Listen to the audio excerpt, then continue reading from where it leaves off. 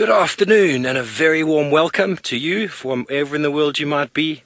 Might be in the morning, might be in the afternoon. We welcome you to another show of Safari Live. My name is Steve Falconbridge and I'm joined by Davy on camera. And a special warm welcome to Northridge Elementary from Texas in the USA.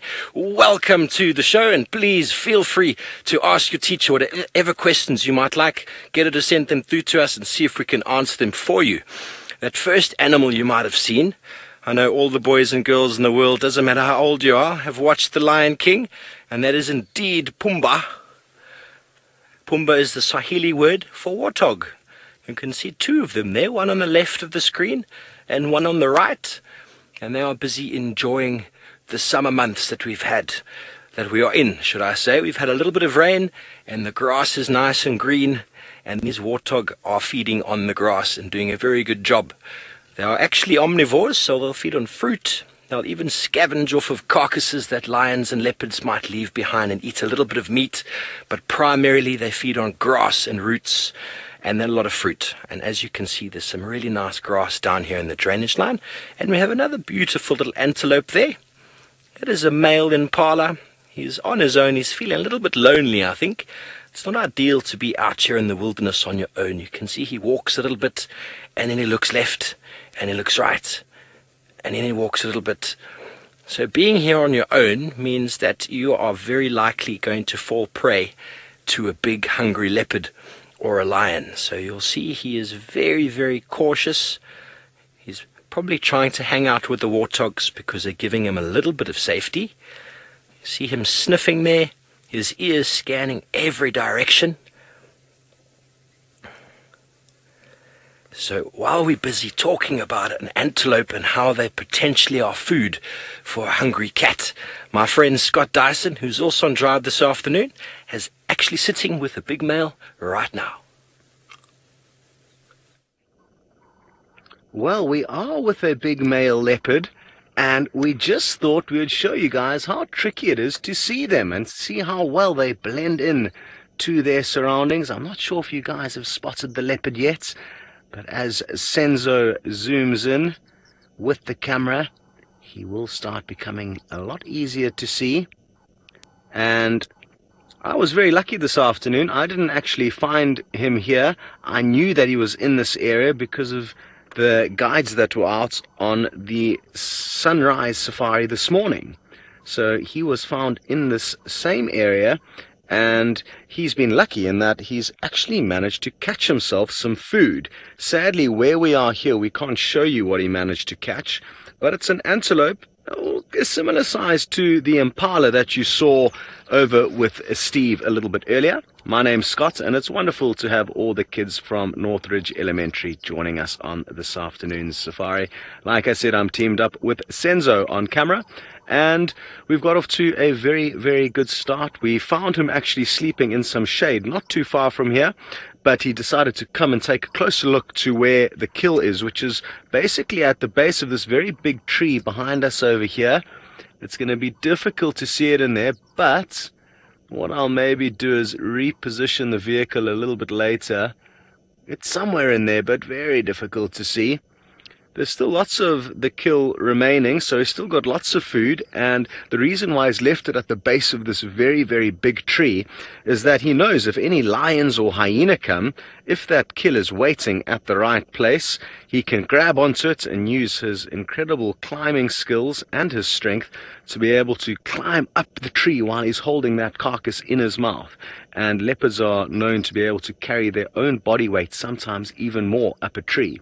Now imagine if we tried to do that. Imagine even carrying something light in your mouth and having to climb up a tree. It would be difficult, let alone something the size of yourself.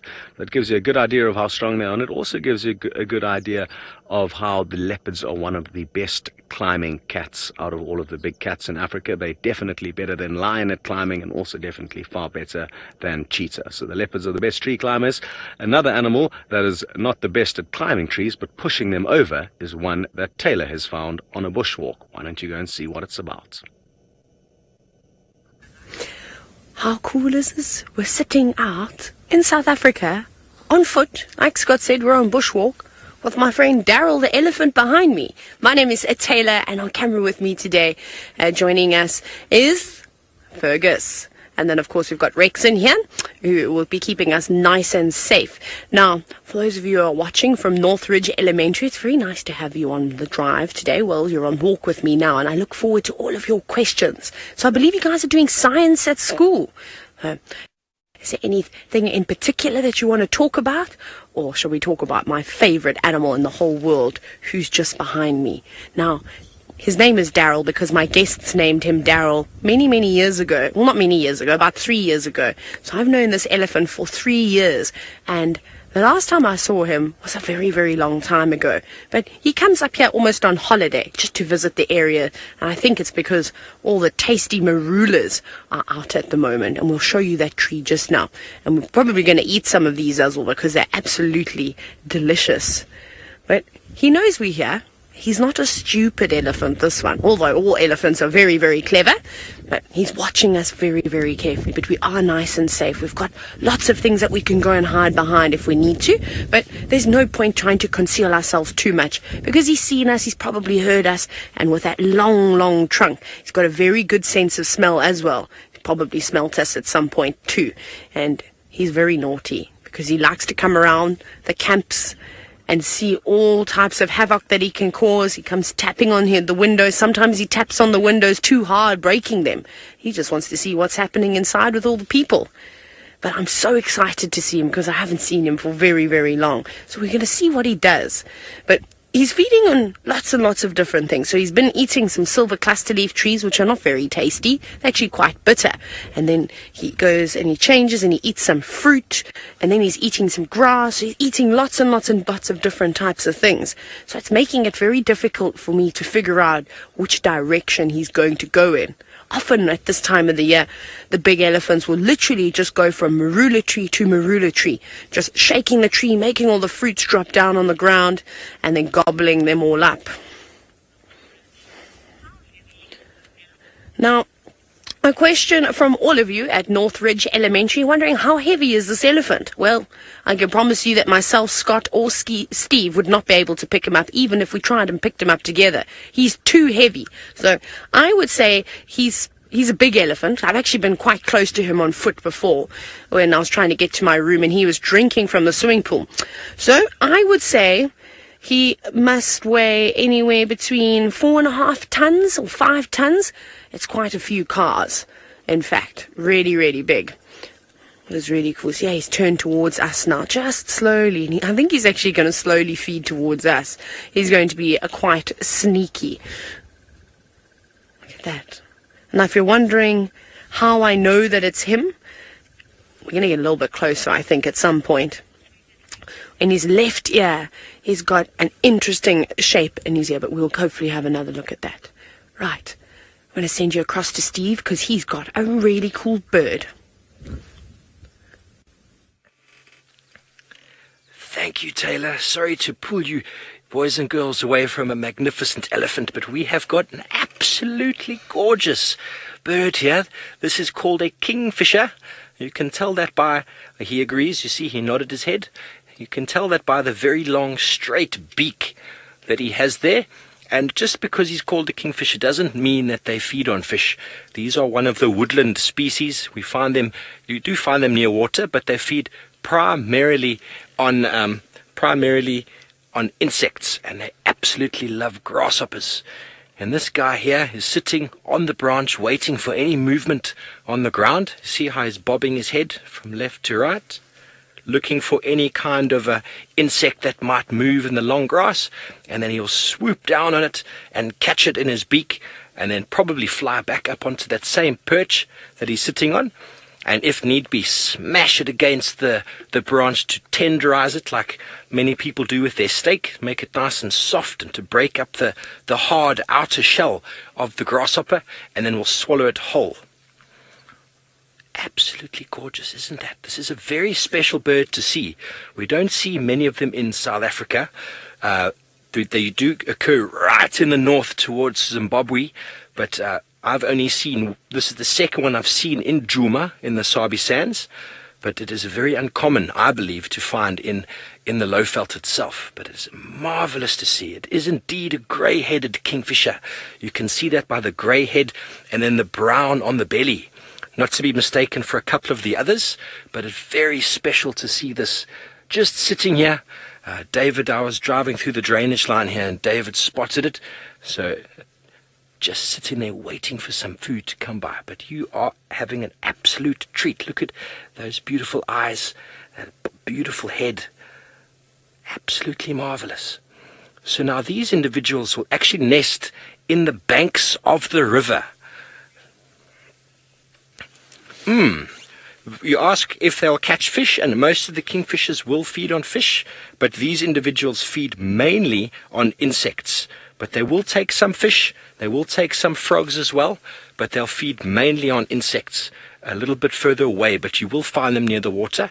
But they quite like little grasshoppers and insects. Look how camouflaged he is there as David zooms out. But you see the riverbank behind. This is kind of where they'll nest, and they spend our summers here, where they'll have a few babies, and then after that they'll fly back up to somewhere in the middle of Africa.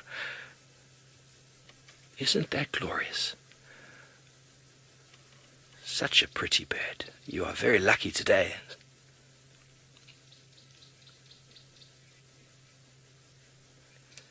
So we are going to move on shortly from our beautiful kingfisher, and for those of you out there who have never seen a grey-headed, mark it down on your list, and we're going to go back over to Scott Dyson, who I believe is with his male leopard. Oh, that's very exciting with Steve's kingfisher. We don't see many of those around here, and they are very pretty. Now, Tingana, this big male leopard, is looking fairly alert at the moment, and the reason for that is that there's a herd of impala quite close by. They are out of sight from where we are, but we know they're just up on top of the kind of ridge, and there's also some monkeys, and both the monkeys and the impala have started alarm calling, and we're not sure if the monkeys can see the leopard and the impala can maybe smell the leopard, but they definitely know something's up. Just want to creep forward a little bit and see if I can't show you the monkey. I can just hear there's a monkey somewhere up in the trees ahead of us over there, and they're letting off their alarm call. Let's take a look up in there. I can't see anything for now. Oh no, I actually can see it from there. Have you got it there, Sens? There you are, you're on it. He was right in the center of your frame there. Just a little bit higher up. He's in there. I just saw a move. Oh yeah, can you punch zoom in anymore? Where is he hiding? But quite fascinating that from all the way over there, there was a monkey, and he is somewhere in there. Oh, well done. Senzo's spotted possibly the same one or another one up in the tree. There we go. Oh, there it is. And monkeys are some of the most helpful animals that we get out here when it comes to helping us find leopards, because they can climb up the trees, they've got great vision, and they've also got a good reason to be scared of the leopards, because leopards like to eat monkeys.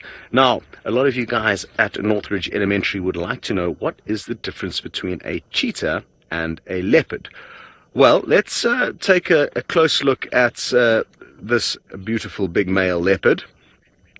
And if we look closely at his face, that's one of the big and easy differences where you can find between a cheetah and leopard. You can see where his eyes run down to his nostrils, there's no black line, whereas a cheetah, from its eyes to each nostril, it has what you call a tear mark. So you could imagine a black tear running down from the cheetah's eye all the way to its nose. So it's got two long stripes from its eyes to its nostrils, which the leopard that we're looking at here does not have. And also, as we look at the coat and the belly of this leopard, you'll notice that they've got a group of black spots, and on the inside of that kind of group of black spots, there's a brownie colored spot, or caramel colored spots, and we call that kind of pattern a rosette. So it's the black outside with the brown inside. And the The cheetah don't have that. They've just got black spots. They don't have the caramel brown rosettes. So those are two kind of easy differences when you're looking at them. Leopards are also much bigger and bulkier than a cheetah. So if you compare these cats to dogs, you could think of a greyhound being a cheetah, which is a very fast, skinny dog, and you could think of something like a Labrador or a Rottweiler being a leopard. Wonderful stuff, and I'm sure if your teacher just gets some pictures of cheetah and leopard and prints them out and shows them to you, you'll very quickly learn how to spot the difference. So that would be a good thing to be able to do. In the meantime, we are going to send you back across to Taylor, who would like to tell you about some poop. It's one of my favorite things to talk about, Scotty. Now, we're talking about elephants and, well, all things that they have to eat. So you can imagine it has to go somewhere, doesn't it? Well, here's some very, very, very old elephant dung. And I like to get my hands dirty and stick them right in, especially when they're just eating vegetation. This is okay, but you don't want to be touching any animal that eats meat. You don't want to touch their dung at all because you'll get very, very sick. So you can see look at all the nuts. Those are all the marula nuts there. So you can see they've been digested a little bit. And here's one that hasn't been digested just yet. I actually found this one earlier today and I've been holding on to it. So something that I want to do is eat it. Because I have not had a marula just yet. So I'm going to turn my radio down a little bit. So there's a trick to this. I don't mind if I put it in the dung and eat it. It's okay. I suppose it'll just make me strong one day. So you got to bite it. Oh, it's a little bit sour. It's a bit green still. And you make a little incision. You can pull that off. Then, here comes the hard part. And it's not going to be very ladylike, so I am going to apologize.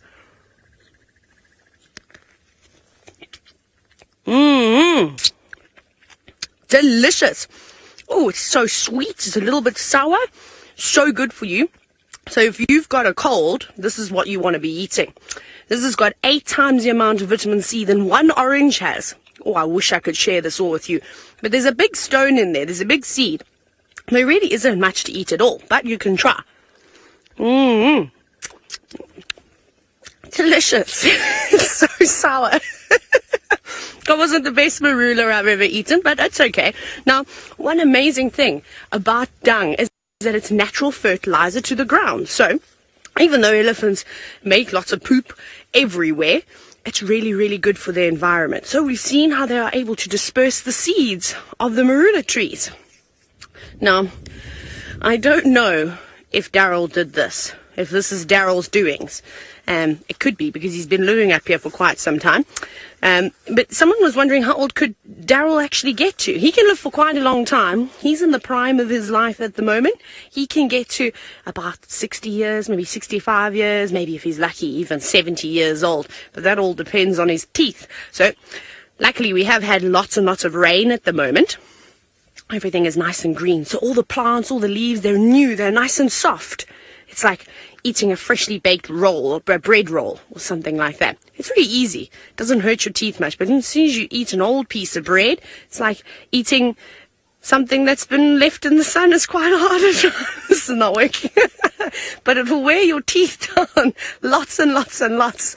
So it's better for the animals if they have lots of rain and they've got nice soft vegetation to eat. So Daryl, I think he's in his early 40s. Maybe he's 41, maybe he's turning 42 this year. We'll have to go and ask him when his birthday is. Now, someone was wondering, what was the fruit called? Marula. Marula fruit. It's delicious. Absolutely delicious. Now, the termites actually find this to be quite delicious too. They're not really eating the fruit though. Let me see if I can find some. There are some little termites here. You can see every now and then you can see this is the termites' home. You can see all that sand. They were living here. Here we go. There's some of them, just in there. See how small they are? Now they're doing a very good job of getting rid of Daryl's poop. They are feeding on it and basically decomposing it. So termites are very important to have around because they decompose lots and lots of different types of things. And without them, we'll have a lot of rubbish about. So they're really nice. And then there'll be basically recycling all those nutrients back into the soil again. How cool is that? And you can eat them too. Delicious. That's a piece of poop. We don't want to eat a piece of poop. We'll eat a termite, though. They're my favorite. Right, and on that note, while I have some late lunch, Tingana, the leopard that you saw with Scott, maybe he's going to have something to eat too.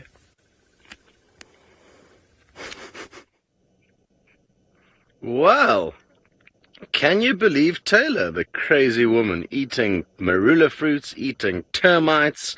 I wonder what she is going to eat next.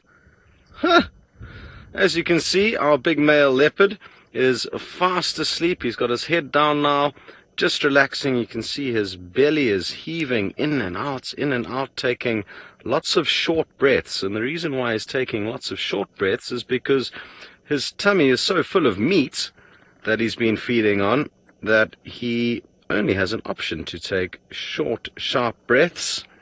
Now, we can actually try and show you his food. It's not going to be easy to see, but it is an antelope.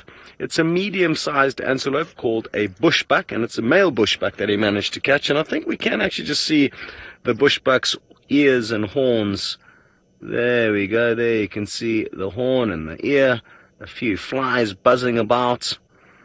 And just like the termites you saw with Taylor, their role is very, very important here in nature because they eat all the plants that are dead and not tasty anymore and recycle all of those nutrients back into the ground. And the flies that are buzzing around this carcass also help to make sure that nothing goes to waste, and their little babies called maggots will make sure that whatever the leopard doesn't eat, they will, and that way there'll be no meat left rotting around. Very good. So that unlucky bushbuck has become the leopard's meal, and it'll keep this guy well fed for maybe 24 to 36 hours a day to a day and a half. Something like an impala could keep a leopard going for about 3 days. So they don't eat very quickly. They take their time to eat their food, and they'll often hoist it up into a tree, which I'm hoping he's going to do a little bit later if any hyena come onto the scene. Very good. We are going to be sending you across to Steve. I'm not too sure what he's found you. And you're back with me again, and you might start picking up the theme that I enjoy my birds. And yes, that is very true. We have got a beautiful bird here, probably one of my favorite, called the African hoopoe. And we don't want to scare him off, but it's possible that he's going to land on the floor again very soon and do what they normally do. They walk along the ground and they feed on insects such as termites, which Taylor was talking about, and all sorts of other insects that might be on the ground. And can't see very clearly where he's sitting at the moment, but he's got quite a long beak. There he goes. Oh, and instead of landing on the floor, apologies for... Oh, he's landed on the floor behind us, as we thought he might. We're just going to turn quickly for you to see if we can get another visual. There we go, Darby. Full 3. Got him. There he is. He's walking along. Had a really nice sighting of one of these yesterday. And you can see he's not very excited because the crest is down. Oh, off he goes. But that was marvelous to see. I can show you a little picture. Oopsie, what happened there? Oopsie, I'm having some technical issues. Technology, it is. What can you do? Okay, well, while my phone tries to reboot, we will continue on. But that is one of my favorite birds, and they walk along with that long beak, and they're able to stick their beak into the ground. And why do I like birds so much? From an ecological point of view, they are so important for the environment. They distribute seeds, they feed on insects, they eat bad insects, they nest in trees, they're food for other animals, and they are so pretty, and they're able to fly. What is not to like? African hoopoe. Let me see if that comes back. Okay, so we're going to continue on. We are on the search for anything beautiful and wonderful this afternoon, and while we do so, we're going to go back to Scott, who's with his lazy leopard. Well, I'm very happy that you got such a good view of that bird with Steve. They're usually quite shy and difficult to get a good view of. Now, tricky decision as to what to do here, but I'm thinking we're going to leave this big sleepy old boy to continue what he's doing. It's likely that he is going to continue sleeping until later this evening. So we will return here maybe in a couple of hours once it's cooled off and once it's more likely that he'll start moving. Lauren, you would like to know how old can leopards get? Well, it's the same as us humans. It depends. Sometimes leopards are very unlucky and they may die when they are little babies. Sometimes they die when they are old and they've lived a full life. And a full life for a leopard could be anywhere from about 12 to 18 years. Sometimes there have been leopards that have lived longer, and they've been recorded to live up to about 20 years of age, but that's very, very old for a leopard. And usually it's the males that actually die before the females, so the males don't live for as long as the females, as a general rule. And this guy's about 11 years old, so he's getting quite old, and it'll be interesting to see what happens in the next few years with him. Jasmine, you would like to know how fast can a leopard run? Well, incredibly, incredibly quickly. About 28 meters a second, I'm told, which if you equate that into 100-meter sprints, it's about 3.5 seconds to do the 100 meters. And if you think that Usain Bolt, the fastest human on the planet, does the 100 meters in about 9 seconds, it gives you an idea that they are 3 times faster than the fastest human that we know of. So they are incredibly, incredibly quick. And not over a long distance, not like a cheetah. Cheetah can run at a high speed for a long distance. Leopards have got a short burst of speed that they usually have. Taylor, you would like to know, where does a leopard go at night? Well, a leopard really goes wherever it likes during the day or the night, but especially at night, because most of the big cats have got very good eyesight when it's dark, so they've got good nocturnal vision. They can see very well after dark, and what that means is that they sacrifice seeing in color. They don't see in color like we do, which is useful for looking at things during the day, but they are more suited and specialized to hunting their prey and moving around with the cover of darkness. So they move around a lot. They could be anywhere, in a riverbed, out in the open plains, up a tree. They go and do whatever they please, especially after dark. During the daytime, they have to be a little bit more careful about where they move and maybe move through thicker areas where it's difficult for animals to see them. So I think that should hopefully answer your question. Okay, like I said though, this guy's looking quite sleepy, so we are going to head off from underneath this beautiful big jackalberry tree and send you across to Taylor, who has some jackalberry leaf trees in her hand. Well, you won't believe it. We do have a jackalberry tree, but we'll show you that. I found the coolest looking insect in the whole world, but I don't know what it is. I don't think I've ever seen anything like that. It's got like quite a long proboscis to it, doesn't it? It's an interesting looking thing. 2 eyes on the side, got a bit of yellow on it, and it's got a little clubbed antenna as well, so those funny looking aerials sticking out of his head. I don't know what that is. I've never seen that before.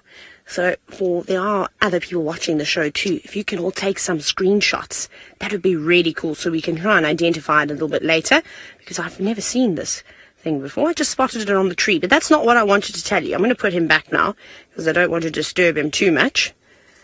Let me put you up in the tree. Back you go. Go on. No, don't pretend to die. There we go. Back on the tree. Now, what I wanted to tell you is you were looking at a beautiful jackalberry tree with Tingana's dinner. His dinner's up in that tree. Now, this is a small one, still got a lot of growing to do. But as you look around, you see some of the leaves are red, some of them are green. Don't you think that's a bit strange? Especially for such a small leaf, you would think that these ones would be green. But this tree has got an amazing chemical defense. So it's actually trying to protect itself. It's trying to give these little leaves the best chance of survival, because everybody likes to pick and eat all the new leaves that are coming off. So it produces something called, it's a big word, you don't need to worry about this word, but I'll just tell you anyway. It's called anthocyanin, seen as though you're learning about science at school. One day when you get to high school, you can remember that word, and maybe your chemistry teacher can break it down for you and explain a little bit more. So it makes the leaves turn red. And then the impala, the kudu, the bushbuck, all these different animals, they're not going to want to eat that because they think, it's an old leaf. No one wants to eat an old leaf. We'll go for the other green ones. But what's so amazing is that normally when the leaves are this small, they're so tasty. Then they are normally not bitter. But I don't really like the taste of the leaves of the jackalberry. So fruit, on the other hand, so delicious, but I don't think they're getting any fruit on them just yet. There's lots and lots of things around here, and that's the most amazing thing about bushwalk, is that you don't have to go far. You literally can just look at your feet and you'll find something. Now, here's another cool tree. Oh, it's got a lovely flower on it.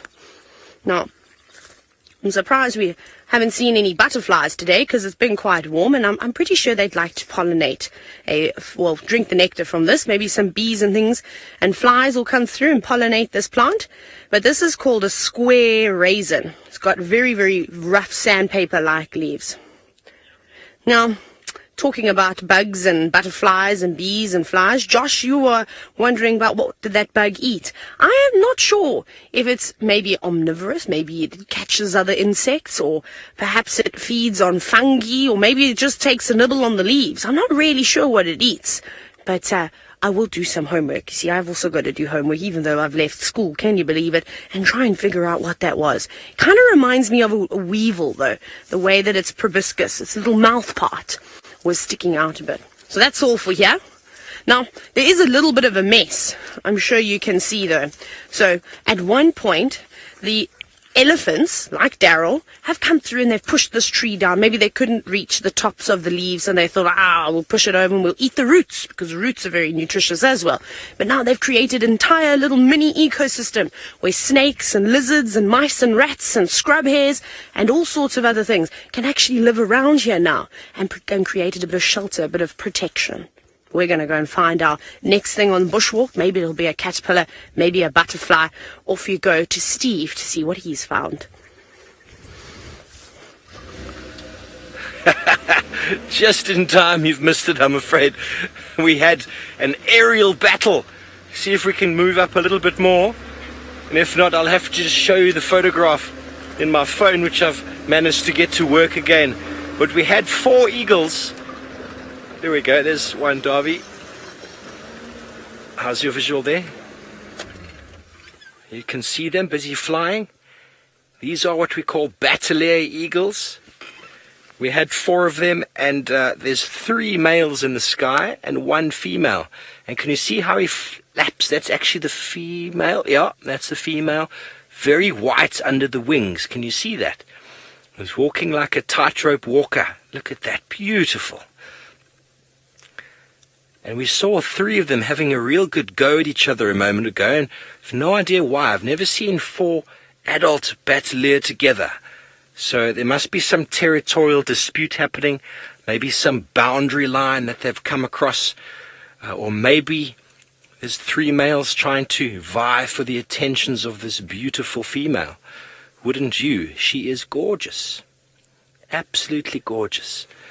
But you can see in the sky, sorry for the aerial there, that was great, eh, Darby? Should we come to a photo here? Let's have a look at them on my phone if I can get a good picture. How's the visual on that? There's a bit of glare. Oh, there's a lot of glare in the light here. Nearly impossible with the scratches on my screen. Nearly impossible. Unfortunately, we have got the sun directly behind us, which makes it very difficult to see. But that was something quite special. We saw them flying, tucking in the wings and coming dive, bombing at each other. And there was a whole turnover. When the birds come at each other in the sky, they'll often, just before they get to each other, they'll turn and they'll try to grab each other's talons because the talons are very, very sharp and very, very powerful. And if they can grab onto one, they can do a lot of damage. So what they'll often do, a lot of raptors will do, is they'll grab talons. They can often spiral in the sky. I've never seen bataliers do that, but I know the American bald eagle does that, and there's a few other species out there. But that was quite nice to see. I thought that was magical. Branley asks a very interesting question. How long can they fly?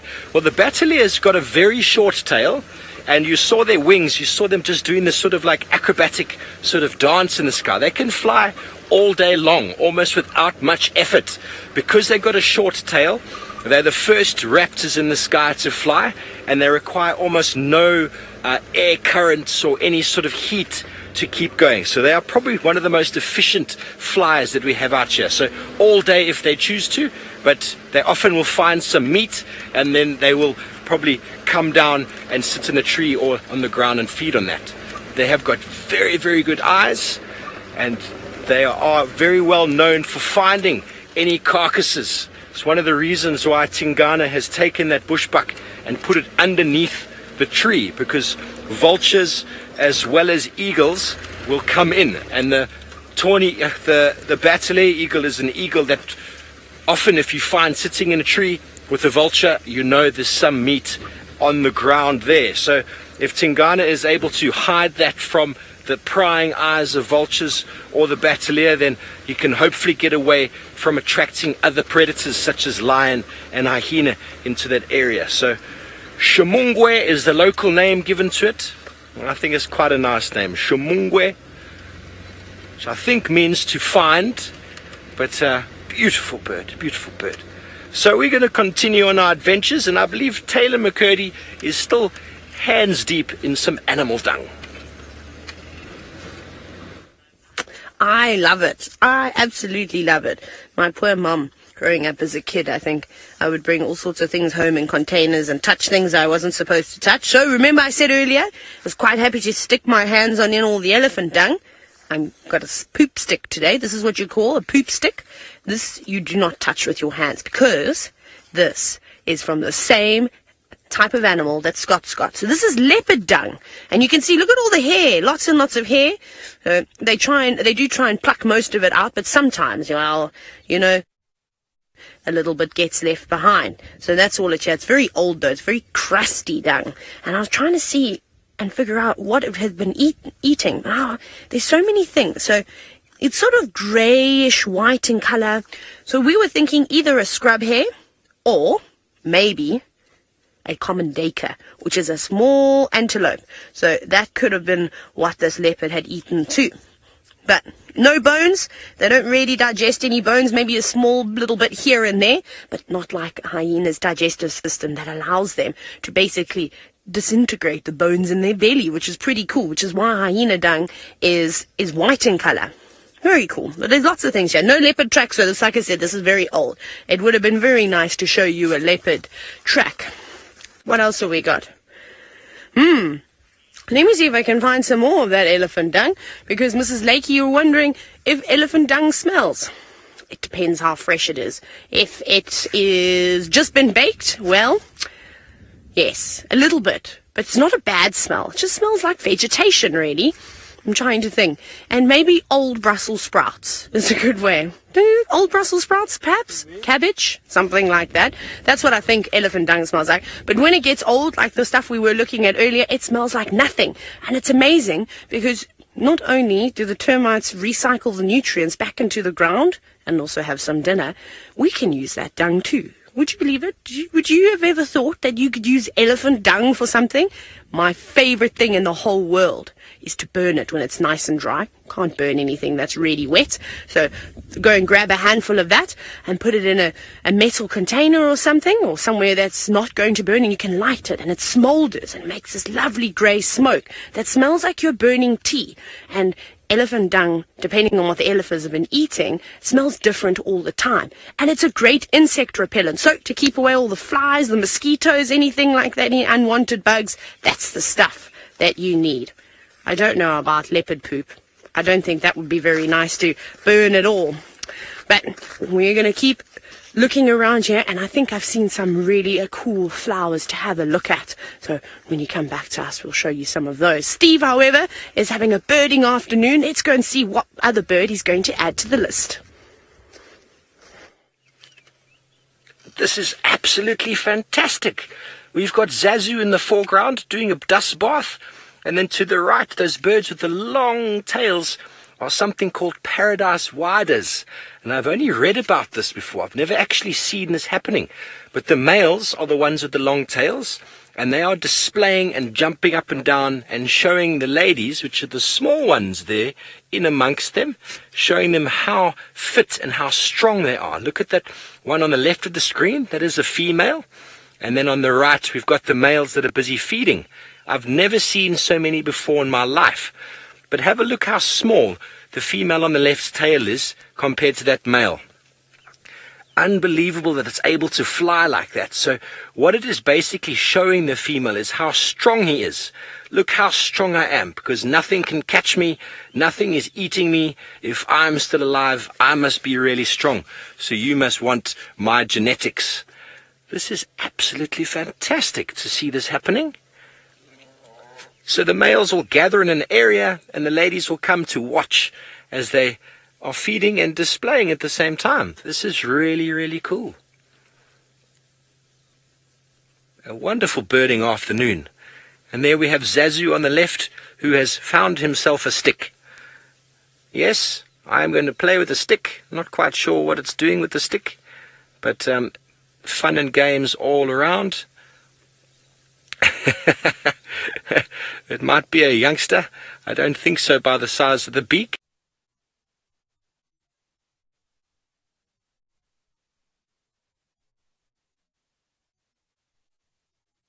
See how two of them just flew up there, just to the right of the screen. David, a little bit up. Yeah, they're busy displaying.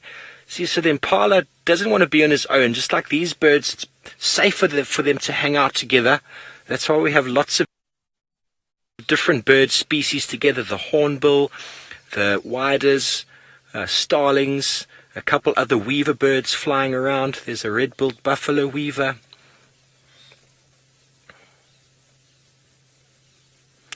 Brooklyn wants to know how the birds hunt. Now, first of all, those three blackbirds running across the road would feed on all sorts of things. The ones with the long tail now, they feed on seeds. So all the grasses that you see just above their head, they're dropping seeds on the road and they're feeding on seeds off the ground. Just like back at home, if you feed any bird seed on the ground, that's what those birds are feeding on. The hornbill in the front will feed on all sorts of things as well, from caterpillars to grasshoppers, even small lizards. So they just go by sight. So they see something and they go and grab it with their beak. These kind of birds, the omnivorous ones, don't actually hunt, so to speak, but they are opportunistic in that if they see something, just like it saw that stick, it'll go and grab it and do exactly what it was doing to that stick, break it up with its very strong beak. But this is fantastic. I'm having an absolute blast this afternoon with all these birds, and they are putting on quite a show for us. Hudson would like to know how much do the birds weigh, and I would probably say the ones with the long tail. I'm going to double check because it's probably about 12 grams or so. Long-tailed paradise wider. Yeah, 20 grams it says. 20 grams, the ones with the long tail. I would say that the hornbills probably about 3 times that, maybe 2.5 times that sort of size. So they're not very, very big, but the size is 15 centimeters, so probably about half the size of a ruler. So it's not very big. They're quite small, but I think absolutely gorgeous. But with that tail, the tail grows just for the breeding season, to show the females how strong they are. And as soon as the breeding is done, and as soon as summer is gone and the rains are gone and all the seeds from the grass are gone, they go back into a very uncolourful stage, a very pale coloration, where they get camouflaged again and they get disappeared into the environment, just like the females. I think that is marvellous. Okay, well, looks like the birds, they're still doing their thing. Wow, Nathan, you want to know how high they jump? Well, these birds themselves, they're actually jumping and then flapping. So what I haven't seen this kind of display before, where they're jumping up and sort of displaying with each other. But quite often you'll see these birds, the widers, flying in the sky right up high above, probably about maybe 50 to 60 meters in the sky, and they'll be flapping down and doing this display with their tail to show the ladies, look how strong I am. And by doing that, they're putting themselves in danger of all sorts of small raptors that might go and take them out the sky. So they can jump probably about that high, and then the rest is all to do with wing beats and flapping, and with that long tail and that beautiful coloration, it makes them look absolutely gorgeous. I think so anyway. Okay, so we're continuing on. What a birding afternoon we are having.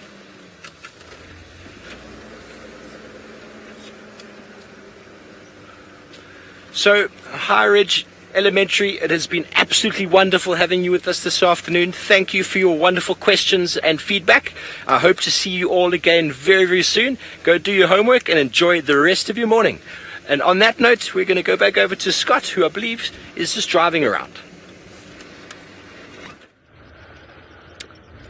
Yes, just driving around. We've stopped in the hope of showing you a couple of lilac-breasted rollers, but on both occasions they fluttered off. And then I drove past a puddle and hoped to try and find you a foam nest from there, but no joy there. But enjoying the cooler weather that we're experiencing here, far cooler than when I left 2 weeks ago, as we slowly head towards our winter. So definitely more enjoyable. And the fact that we've got a few clouds out this afternoon, I guess, aiding to that nice cool conditions that we are experiencing. It's a nice afternoon to be out.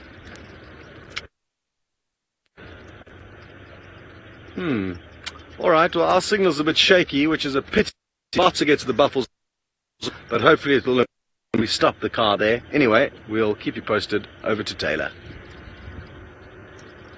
Oh no, but I know that Buffelshoek Dam is notorious for pesky gremlins. Oh no, I don't know if he's there, but somewhere all over there's little pockets of them. Right, hello again everybody.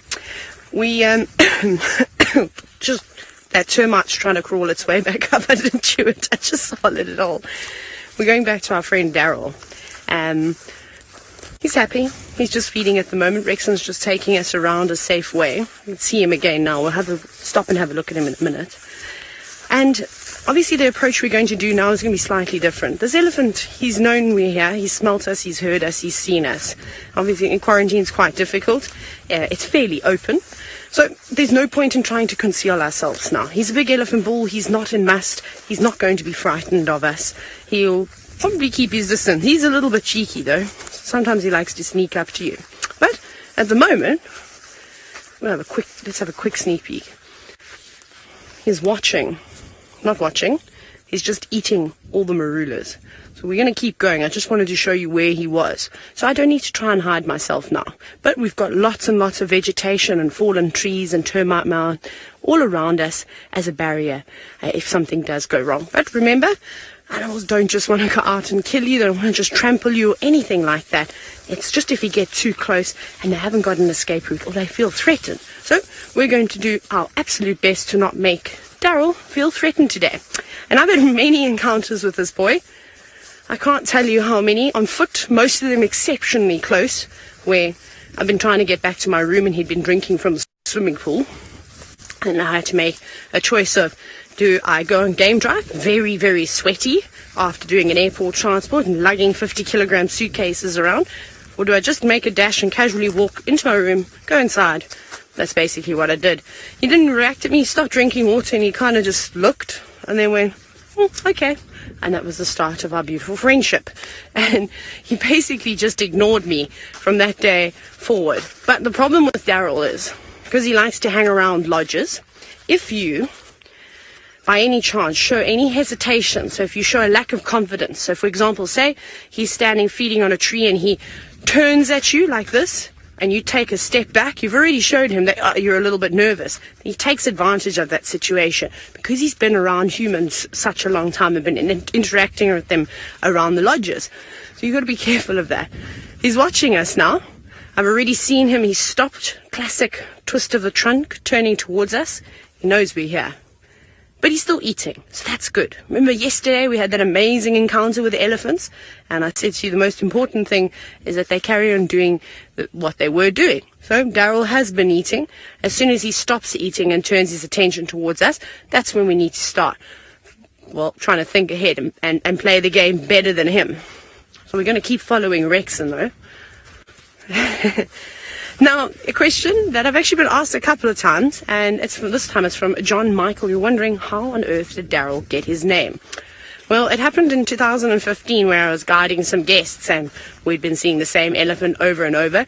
He'd been basically blocking them in their rooms, blocking them from getting to camp, all sorts of things, just being Daryl. And I don't know how someone just said, right, his name is Daryl, and then it stuck. And he's been called Daryl ever since. So that's just how it is. I think one of the chefs at Earth Lodge, where I used to work, he likes to think he was named after him because he's so big and strong. We'll let him have it, but I don't think that that's the case at all. So I'm not sure what Rexon's plans are at the moment. Like I said, we can do a different approach. We don't need to conceal ourselves at all. I think he's trying to get us to a nice termite mound where we can position ourselves, or perhaps against a nice fallen tree where we can just sort of watch him. And knowing Daryl, he'll probably come on over and say hello. Wait, watch out. Berg's getting stuck. There we go. A little rip and a pull. That's what happens. You get snagged on all sorts of things out here. South African trees, they like to bite. Fortunately, very sharp teeth. Let's see, we're getting another view of him now. There he is again.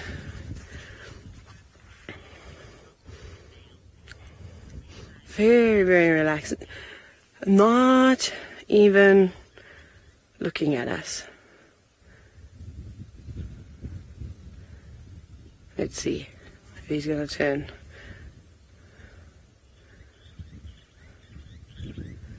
Yeah, he's quite relaxed.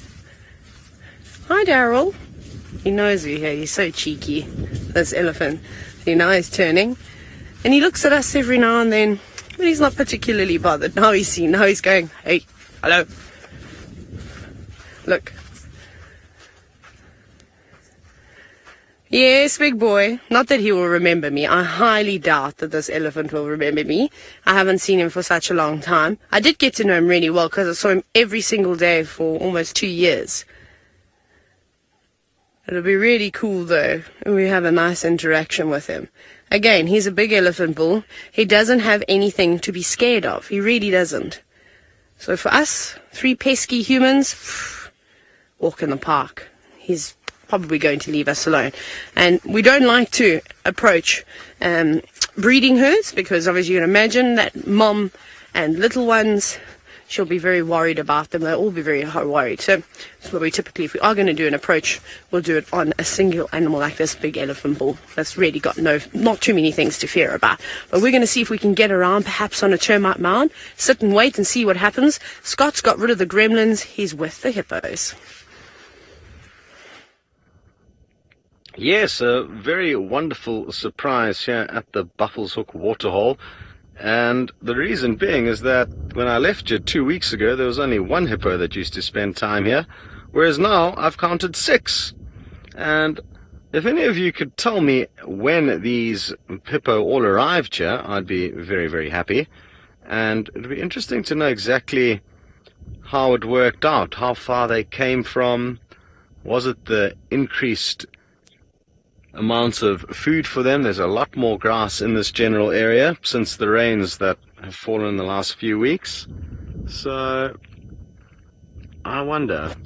Cheryl, you'd like to know if we see the growth of the vegetation in this area after rains. And yes, it's incredible how much this place changes and how quickly the vegetation responds to the right conditions. I cannot emphasize how astonished I am as to how green and also thick the grass has become in the 2 weeks that, or not even 2 weeks that I was gone. It was only 12 nights that I was actually away from camp, and in such a short space of time, the vegetation is looking far, far better and far more like how it's supposed to look at this time of the year. So that's obviously allowed these hippo to move from wherever they were to another spot where there's nice fresh grass. The canine nutritionist, you would like to know, why is it that very often the females live for longer than the males out here? And it's a good question. I guess you're referring more to mammals than any of the other families, or kingdoms rather. And I guess, males, as a general rule, even if you look at our own species, tend to take bigger chances maybe, or be a little bit more violent and confrontational and, fighting over women, fighting for territories, and the women that come with those territories are all things that mean that, they kind of wear themselves out a little bit faster than the females would, that live a less violent life, I guess, to a degree. Not entirely so. I mean, female leopards have their territories to defend and compete with other female leopards. So, and it's the same for the prides of lions. The females will compete with other prides, and that's mainly female on female more than male on male. So yeah, I guess it is a good question. And I mean, what would also be interesting for us is to be able to really extrapolate a big enough kind of database of entries of how long various animals have lived for, because very often out in the wild it's just guesswork, because nobody's following the lives of a lot of wild animals close enough to actually know the finer details as to when they were born, when they've died. So yeah, I think it's just a bit of a generalization, but how applicable it is across the board of different mammals, I'm not too sure. Sure, that's a beautiful scene with those clouds in the distance. Magic.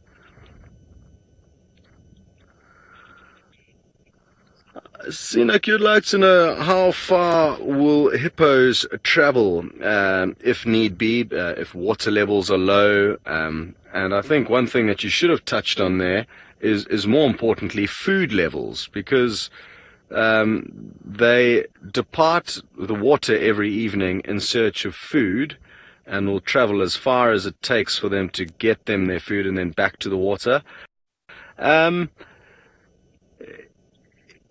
I think 10-15 miles would definitely be achievable in drought times. They can move quite big distances, I would say, if they need to. But I actually haven't closely followed hippos in a drought to be able to give you any first-hand conclusive knowledge on that. But what I can assure you is that 10 or 15 miles is easily achievable for an animal like a hippo to move through the course of the night whilst looking for food. What you tend to find is that in winter they head out earlier in the evening, which I guess just buys them more time, and there's less food around in winter. So you tend to see them out earlier in the evening and later in the morning. So that's something you could also expect to see. Lynn, you'd like to know if they ever feed on any aquatic vegetation within the water holes or rivers that they spend time. No, not that I'm aware of. It's only grass that they like to feed on. So they're fairly fussy. They are lawn mowers. They don't like bushes or leaves or algae or anything, or kind of any aquatic plant life.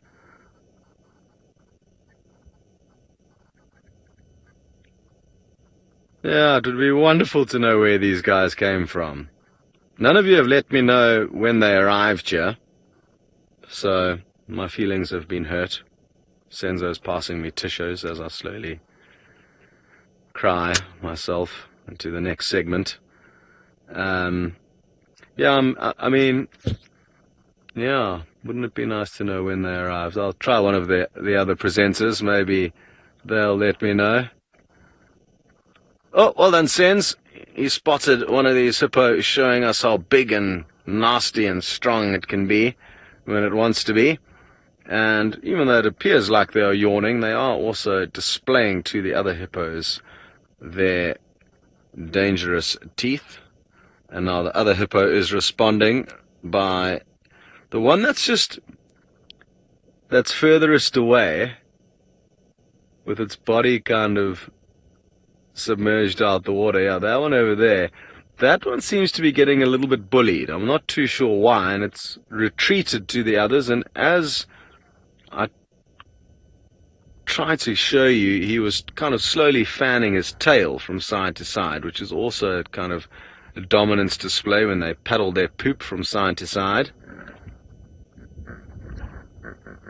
There, you saw he did a few little paddle flips there of his tail. There, he's going for it again, but he keeps... Oh, there we go. There's another one.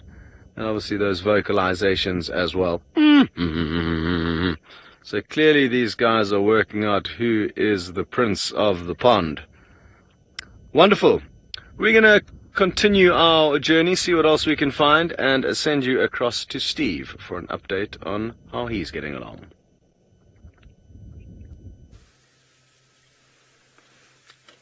Thanks, Scotty. Sorry, I don't know when those hippos arrived. Like you, I've been on leave and far away.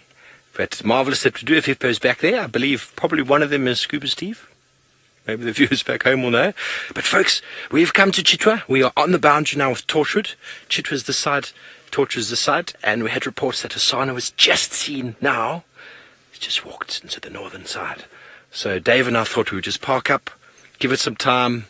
You know, Hasana is my best mate. He likes to come out and visit me from time to time. So maybe sing a song or something. If James is here, he might sing something. But we're just going to stand by a little bit and see if we can get any visual of this beautiful, beautiful prince. Because it's been some time, I believe, since most of you have seen him. I know you've seen this morning, but it'd be wonderful for me to see him again. So while we stopped here, I decided to pick a couple flowers. I don't normally pick flowers, but this one is the large-leafed devil thorn, and we have got lots and lots of them over here on the side. And the reason why I picked it, and we don't pick flowers because that's essentially poaching, but when there's 1,000 of them, there's not too much chance that you're going to cause too much harm to that flower.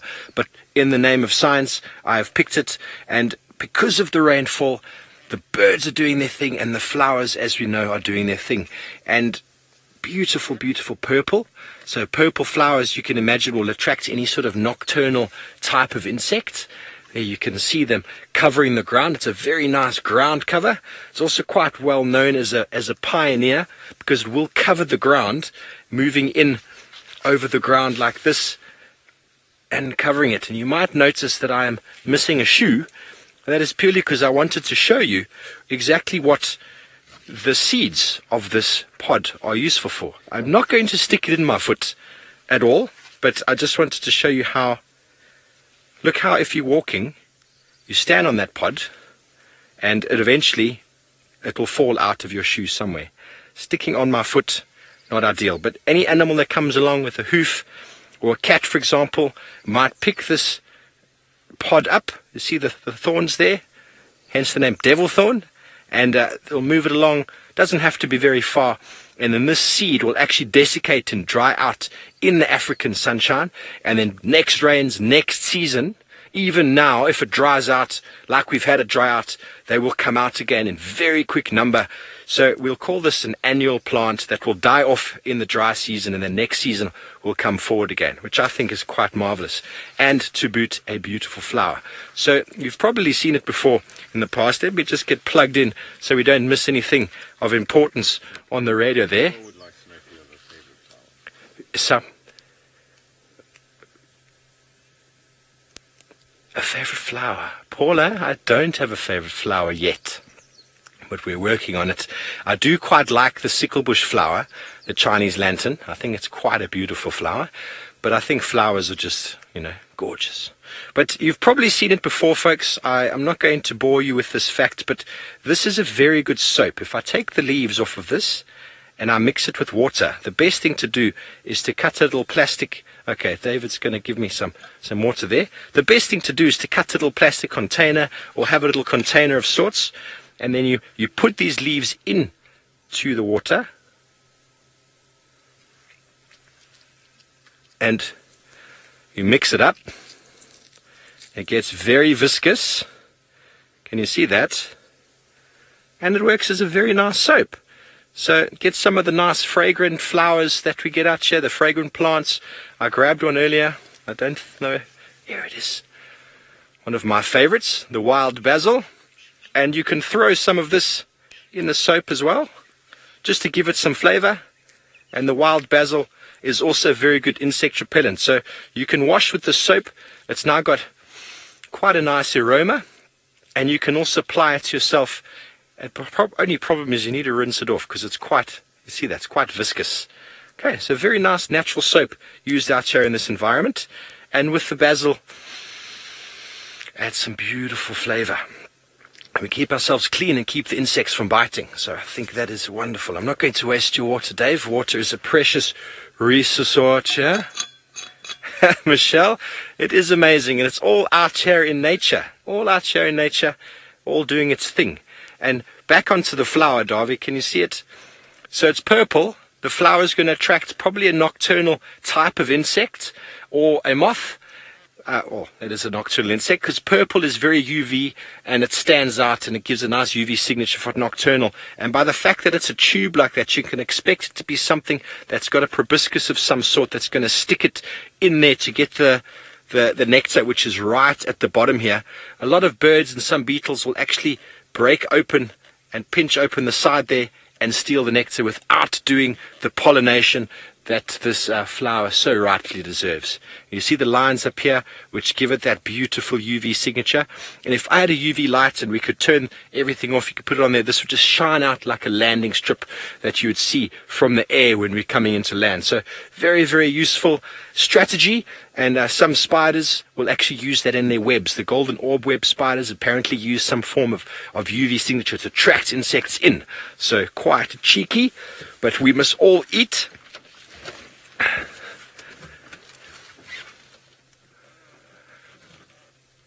Tristan or Kristen, I'm sorry if I don't hear that correctly, but you can cook with quite a number of the plants out here. I'm eating quite a few of them.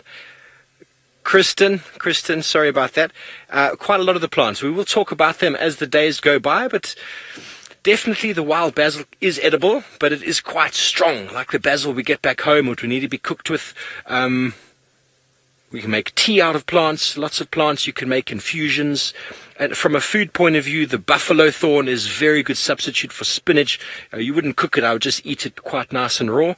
But there's lots of tubers and bulbs and things that can be broken down. But that is quite a long conversation, so we'll save that for next time. But we are still keeping our ears open. No sign of the little prince. See if we can have one more little scan there, Davy. Mrs. Lapwing comments it would be funny if Hasana comes and watches the demonstration, and I don't think it's beyond him. He likes that. That's why I had a feeling if we stood here a little while and we spoke a bit and we did some demonstration, he might come and say hi, because he is my good friend. He did arrive on my interview drive and I've seen him many times since, and it has been over a month since I've seen that beautiful man, so hopefully we'll get another glimpse. But for now we're going to just stand here a little bit while longer and wait, and we're going to go over to Taylor for an update. We're still with my friend Daryl, except Daryl's not cooperating today. He doesn't want to come and play any games. He keeps disappearing on behind me. Come back, Daryl. You know where I think he's going? I think he can smell Happiness's broccoli and cauliflower that she's been cooking all day long, and I reckon he's on his way to camp. So, ladies in final control, close your windows. Seeing as though he likes to take them out. Or maybe actually leave them open so that he hasn't got anything to break. But we won't bother him too much now that it's getting a little bit darker. The clouds are coming in. We'll probably carry on from here. But speaking of all the flowers that you have been seeing with Steve, it's quite nice, in fact. My favorite flower that you can eat, but I haven't seen it up here, is a flower known as Oxalis semibola, which is in the clover family. So very nice, very tasty. It's actually a little bit sweet, but also like a little bit sour, and it goes great in a salad with speckboom and strawberries. Funny enough, it's quite nice. In fact, an old Eastern Cape tradition, because I've never seen speckboom growing up here, which is also another nice, tasty plant. But we'll see what else is going on. because it's not so hot today. I don't even know what the temperature is now. I think it's probably dropped to about 24 degrees Celsius, maybe even a little bit less than that. There hasn't been much insect life going around. Really haven't seen any butterflies at all. The odd grasshopper here and there.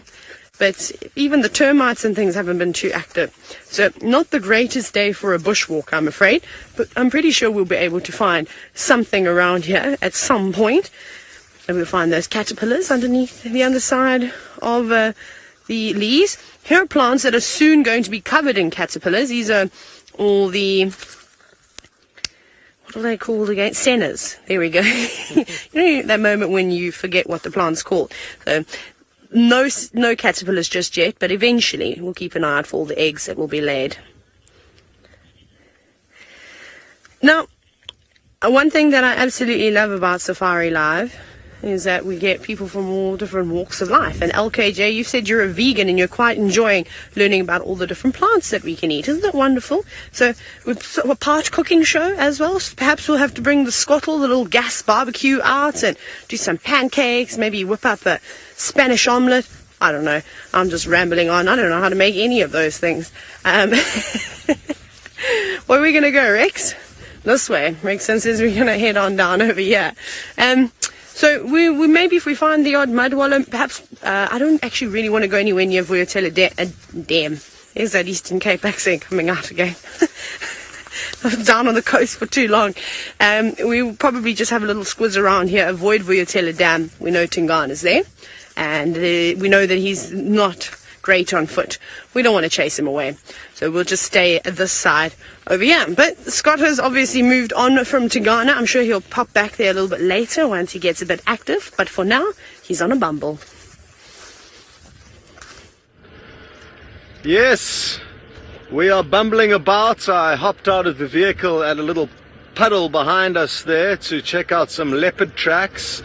They're of a big male, and this area that we are in, the kind of northeastern corner of Djuma, makes me wonder who was responsible for leaving those tracks behind. Was it possibly Mvula, the old dominant male who was dominant before Tingana over these parts, or possibly Djuma, another skittish male that we see from time to time along our northern boundary? Who knows, maybe it was Quarantine, a beautiful young male who we used to spend a lot of time with before he set up his shop further to the east of us. Either way, interesting stuff that there were some nice big male leopard tracks there. Not very fresh. I would say they were from a couple of days ago, there and thereabouts. Also had a look for some foam nest frogs, some frogs that sadly built their foamy nests in an area that the branch doesn't actually overhang where the water was, so those poor little tadpoles are going to have a short plummet to a dusty death. It's quite interesting how often that actually happens with the foam nest frogs. They miscalculate where they build the nest.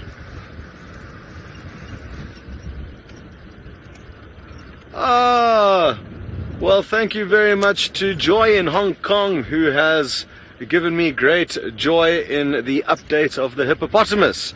And that was that 4 were seen sometime just before Ali and Tristan left. So that could have been within the last few days that 4 were seen, and I definitely counted 6 this evening.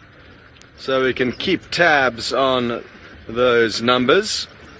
I wouldn't expect to see a great deal more than 6. Now an update from Andrea. Thank you very much, Andrea, for your wonderful update. You have said that you only saw 3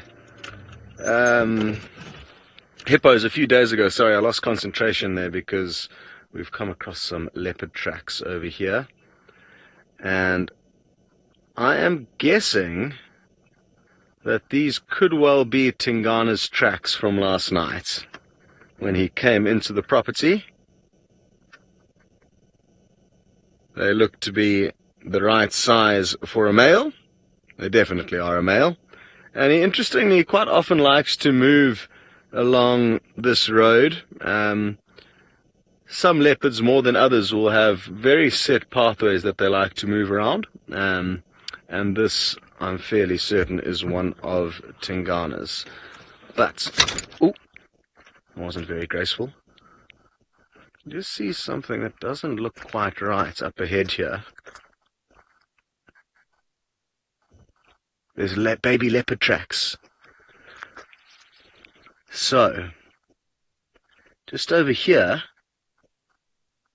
there's a young leopard track. Unless it's a civet. Maybe I got too excited too quickly there. Because it doesn't add up that a leopard cub is walking with its father down the road. But I can't see any female leopard tracks here. So what has happened? What is going on? Now the reason why I was so excited, here's the female tracks here.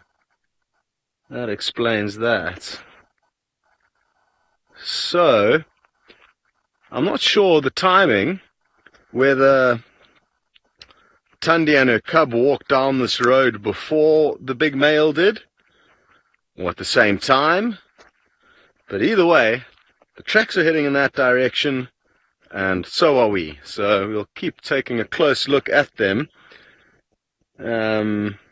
Sure. Well, that's exciting news, because I'm not sure when last Thandi and her cub were seen, but tracks indicate that they are somewhere on Djuma.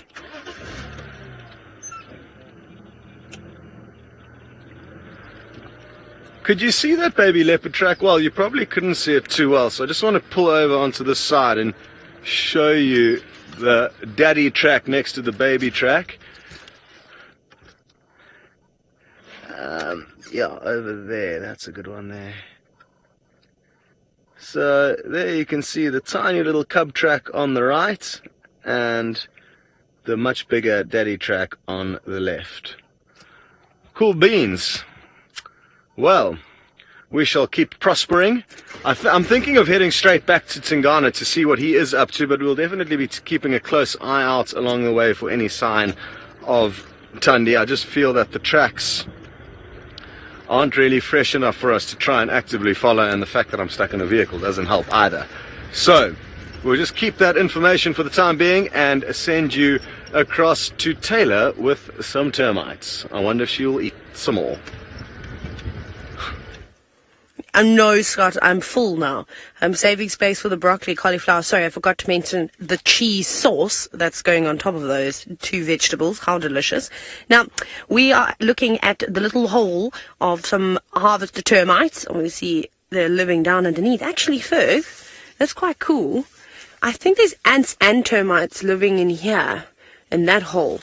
And there's a bigger hole, and you can see all the little red ants. I don't know what type of ants they are, but there's little chambers in there, although they're relatively large chambers, and I think that they're too big for the ants to have constructed. So I think they're just sort of living with one another. Perhaps the ants are being a bit cheeky, going in and trying to steal some things from the termites. You know, they do, well, they can be a bit like thieves, I suppose, and go through and raid nests. We know the Matbeli ants, much larger than these little red ants, love to go through and raid harvested termite mounds, but they actually go for the termites. Now, harvested termites actually eat lots and lots of food. Can you believe it? They can consume tons of vegetable matter every single day, much more than the ants can, although a lot of the time the ants are actually predatory and will feed on, you know, decaying insects and clean up the mess. But I don't know what they're doing in there for now. But I'm upset now. There's one termite over here, harvested termite, looks like a worker, doesn't look particularly large, had a piece of bird dung over here. But it's left alone. It's not really worried about it so much. But it always just amazes me as to how strong these creatures really are. For example, there's one fella coming in now, just behind you, Ferg, over here, pulling a very big piece of grass. Off you go. Look at that. Isn't that incredible? That's something so small.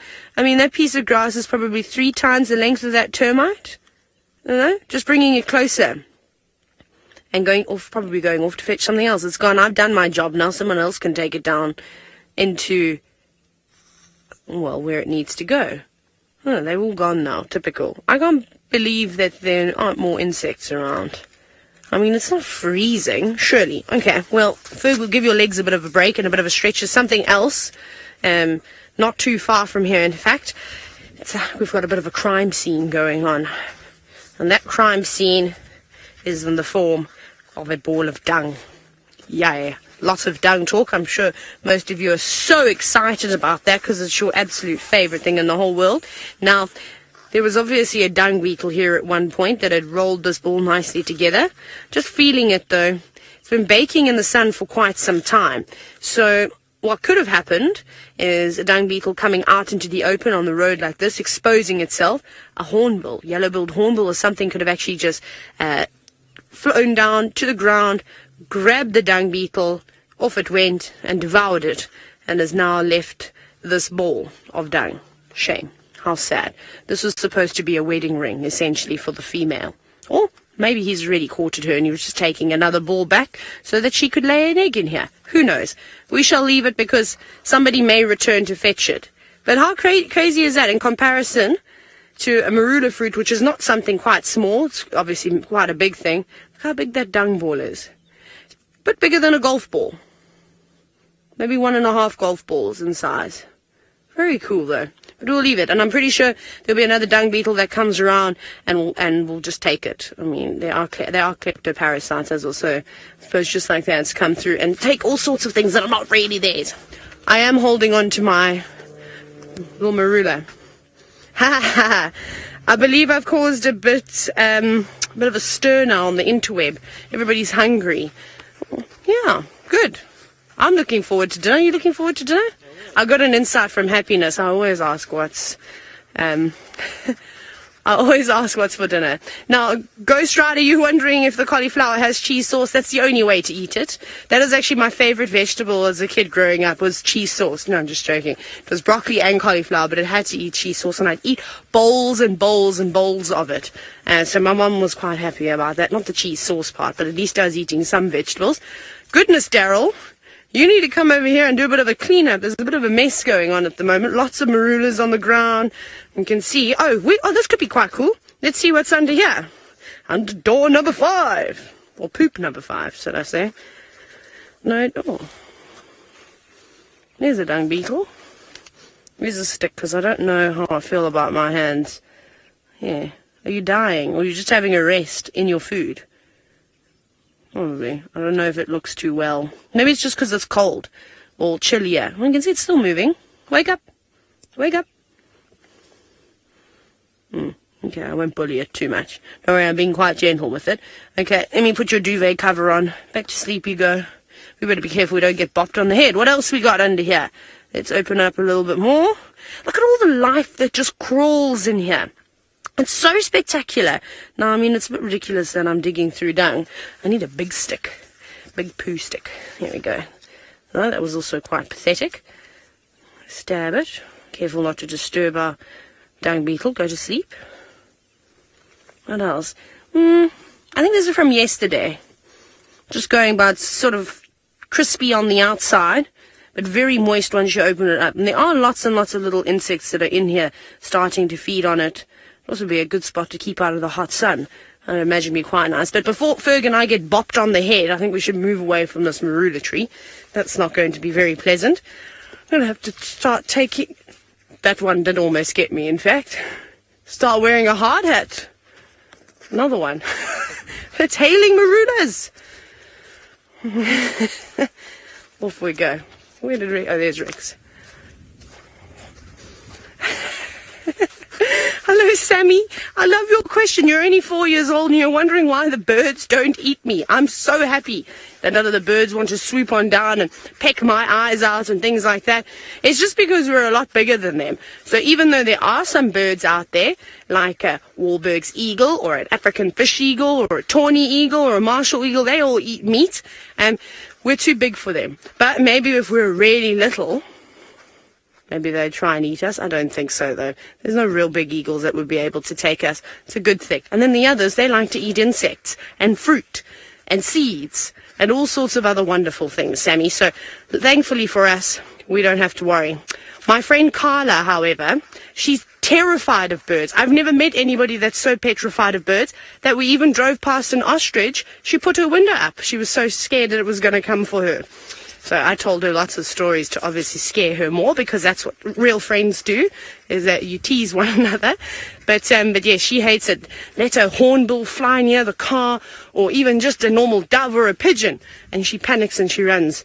She's a drama queen when it comes to birds. So I naturally try and get birds to go on top of her all the time. What else do you know? Now, seeing as I've been carrying this around, been trying to eat it for quite some time, making Ferg work and go backwards quite a bit too. And Monique, you're wondering how long is marula season? It typically starts in January. Some of the trees will start dropping fruit, and then until about the end of March is when it ends. But again, because we have just had this really amazing downpour of rain, we might get some of the trees fruiting a little bit longer than they normally would. So it kind of just depends on what's going on within the surrounding. This is quite cool, what we've got over here.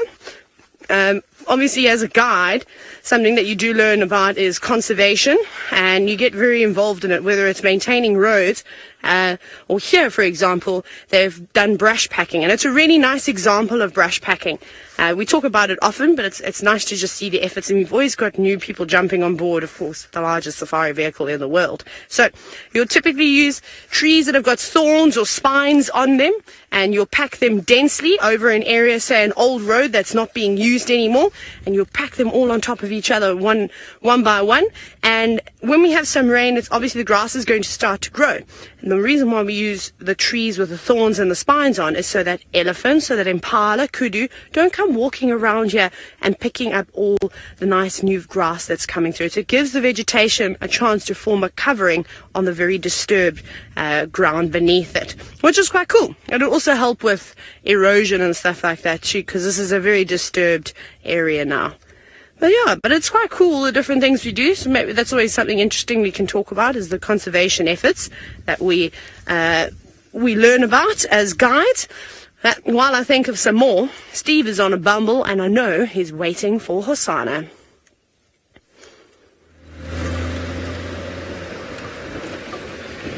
We waited for Hosanna for quite some time, and then we left, and then we found some very fresh leopard tracks.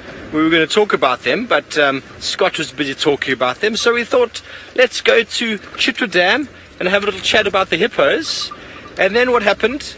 We have got reports on the radio of the interloper. Yes, you guessed it. Hukumuri, who is on Garrikat line, looking to cross in to Vuyatela. And the vehicles that are there, because we want to stand by, most of them can't go there, which means we're in luck. So we've left the hippos behind. We know where they are. We can always go back there at any other stage. I have not seen this leopard, so hold on, Darby. We are moving quite quickly to see if we can get there in time. I can see some feedback on where exactly he's going in, but he's going into Djuma, so he's going into where we can go. So I'm very excited. After watching the TV show, seeing him take that warthog, I would like to see him in the flesh, to see if he is as mean looking as he looks on TV, or if he's just quite a nice guy. I'm not sure. What are your folks? So apologies if there's any breakup here. We're crossing from the one channel to this, and we should be back online shortly, so we apologize if we do lose you. But let's see how we go. Darby, where's the junction here, eh? Further. Just gonna speak with the radio quickly. Confirm best approach, Shabamu off of Gun.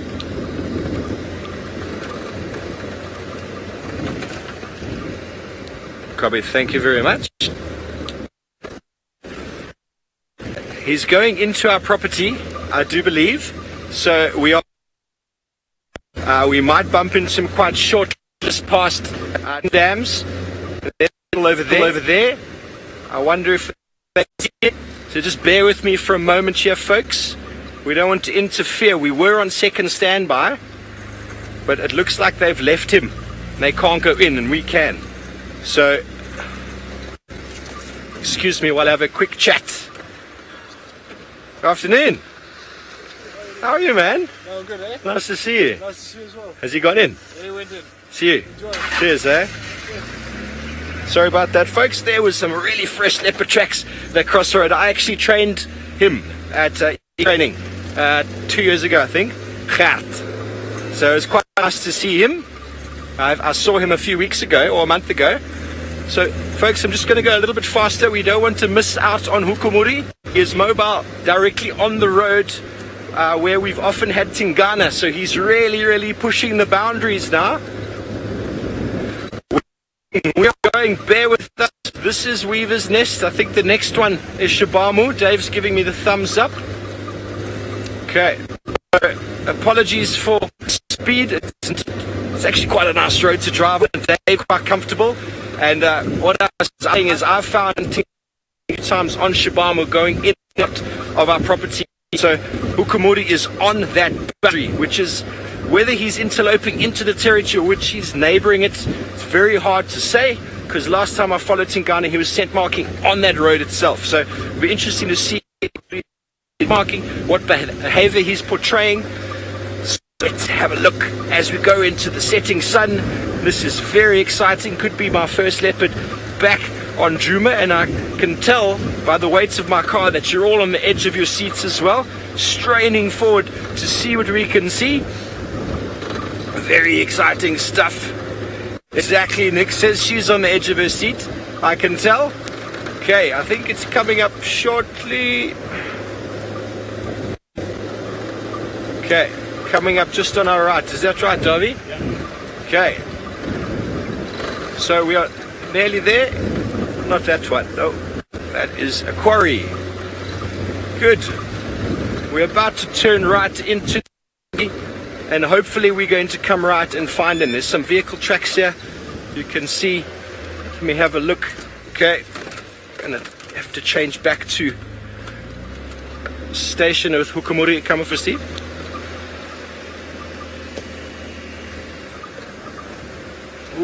Okay. You're going to have to pay very special attention here.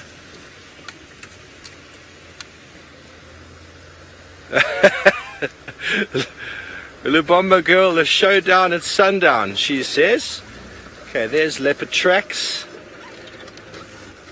He's just walked here. Just going to have to change back over to Vuyatela. There he is, in the road, folks. We have got him. Yes! Hello, boy. Hee-hee! This is a new leopard for me. I'm just going to change back to Vuyatela to update our comrades in arms.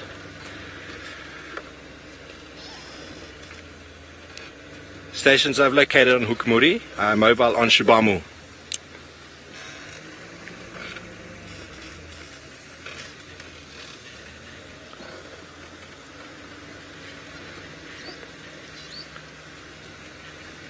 Is mobile in a northerly direction into Vuyatela on Shabamu. How exciting is this?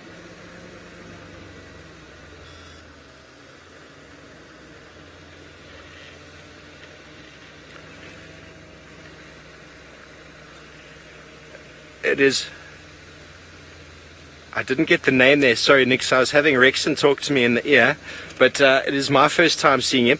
Be nice to see his face. Don't want to disturb him in any way, so I'm just going to try pull up Dilip. First time seeing Hukumuri. Isn't he beautiful? Now if you start scent marking, this would be interesting, because this is the road I followed myself and VM on I think my first night here. We followed Tingana on this road back. Oh, he's probably hungry, but he's busy drooling there, Nick says. But he's having a look into the bushes over here. I mean, we see often, as Noel showed on the TV show, that if male leopards have interaction with each other, they'll often drool everything, all the testosterone and all the adrenaline builds up, and so the drool often happens. Maybe it's his response to being hungry, but I've watched Tingana scent mark along this road. Look at the size of those front feet. He is a beast. Absolutely beautiful. And as you can tell, folks, completely relaxed. He's been in the property already for about 5 minutes, and he's walking quite slowly, so it's possible that he's doing his little off-the-trail scent marking. We'll keep following him at a safe distance. We might be joined shortly by a Texan from Vuyatela. It's one of the lodges with us here. And if he does join us, then we're going to do sort of a leapfrogging as we follow. But it'll be interesting to watch if he does any scent marking. Here we go. Here it comes.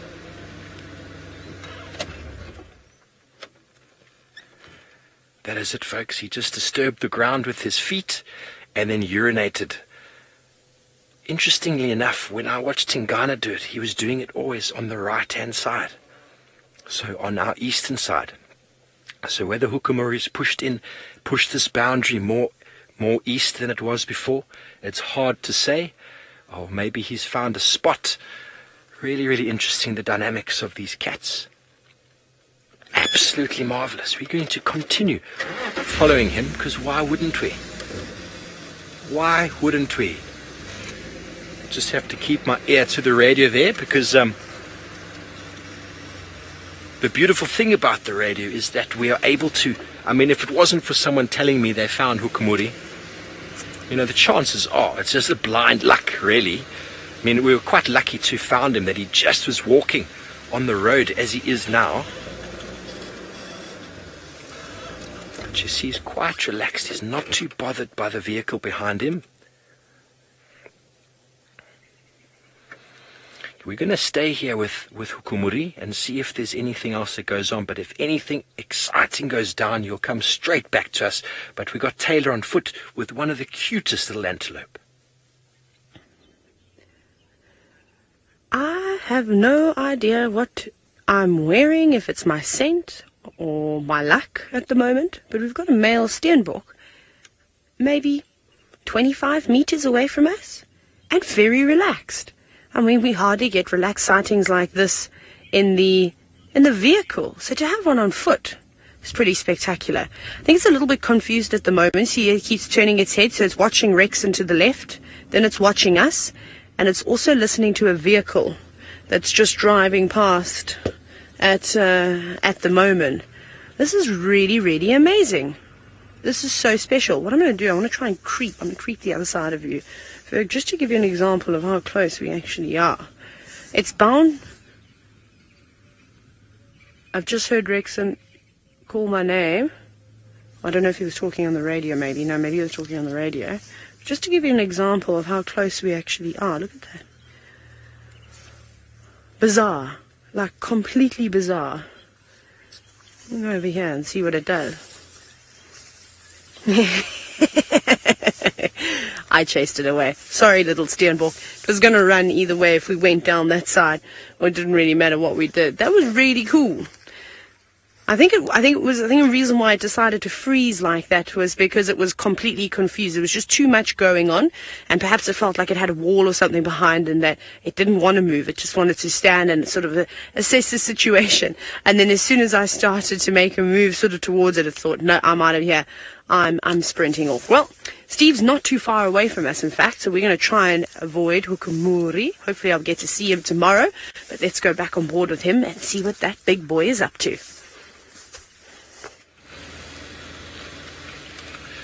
Tell the steenbok to avoid him as well, because he looks hungry. He's scent marked twice since we've seen him, and we were lucky now. Just a moment ago he turned around and he gave that look that I saw, that I've seen on the camera while the other vehicles over the last month have viewed him. And he's got such a peculiar face. I wouldn't say he's an attractive leopard, but he's definitely got an element to him.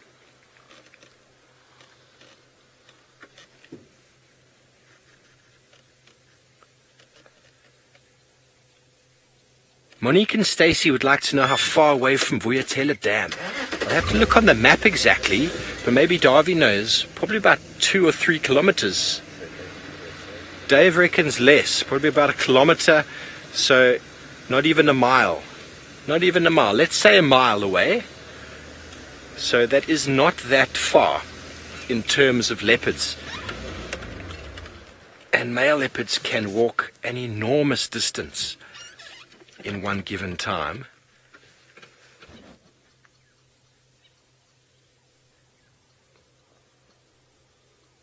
With that very slow, staggered gait, doesn't seem like he's walking very fast, but when you're tracking him, this is the kind of behavior that you look for. If you find the tracks of a male leopard walking in the road like this, the chances of you following and finding it are so slim, because the area that they cover in their evening sort of missioning.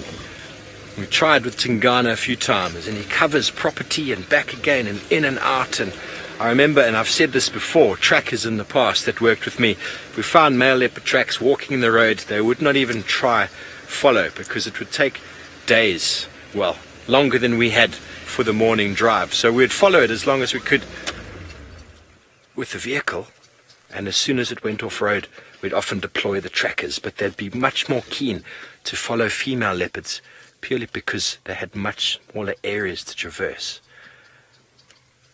Yes, he is a gorgeous leopard. I mean, just from the size of him, he's got the typical leopard posture and shape, but the face, I hope he gives us another look. There's something about his eyes. Just hang on one second.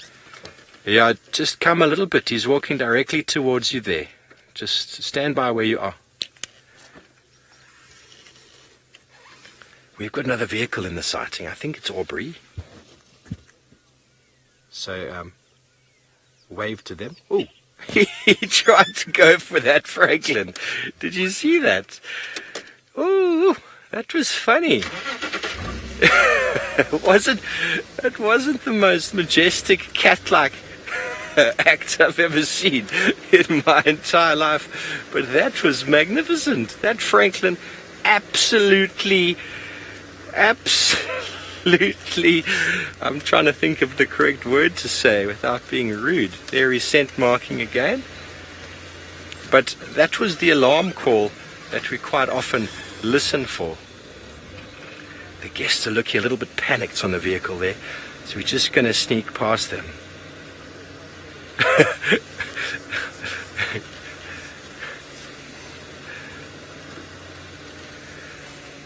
He does seem quite. Good afternoon. Please, we'll leapfrog, so follow me, eh? How was that? You nearly saw a kill. They nearly saw Franklin get smashed right in front of them.